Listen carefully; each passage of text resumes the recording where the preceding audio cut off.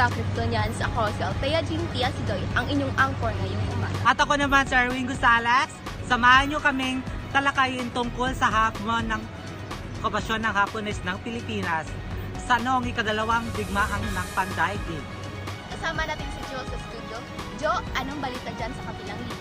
Maraming salamat, AJ at Erwin.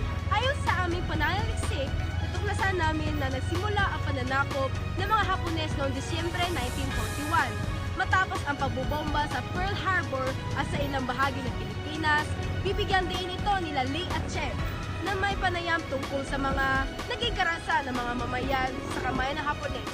Lee at Che, ano ang balita dyan?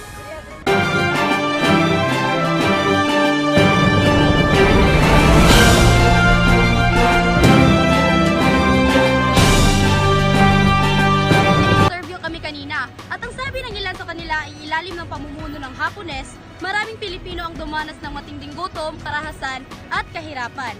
Marami ang napilitang magtrabaho sa ilalim ng tinatawag na batas militar. At na ang kalayaan ng mamamayan ay labis na nalimitahan.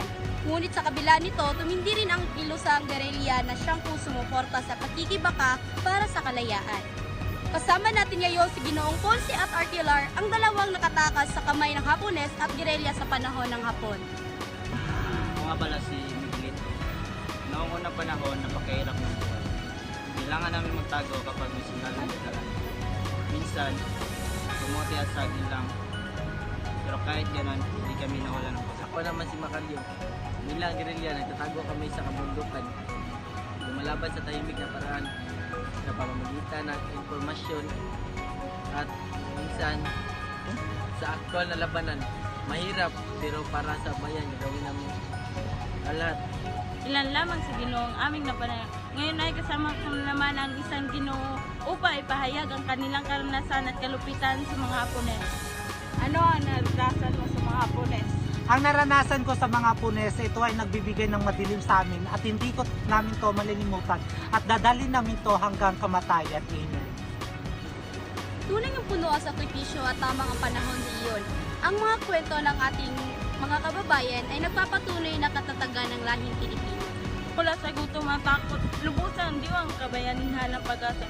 May mga katangian dala-dala pa rin ang bawat Pilipino hanggang ngayon. Back to you, Jo.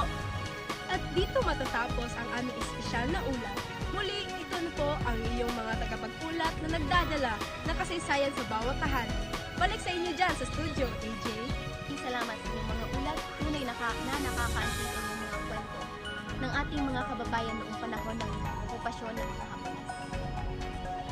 Ang kanilang tapang ay dapat nating ipagmalaki at tularan sa kabila ng mga hamon na natiling buhay at diwa ng pagiging Pilipino.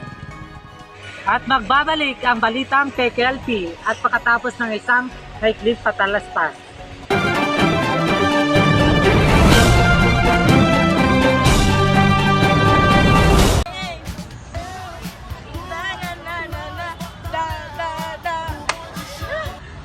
Ay, nakakapagod. Init. Gusto mo ba ng Coke?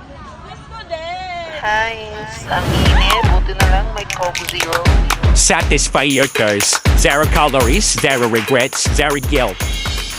Coke Zero, all out soda with zero calories.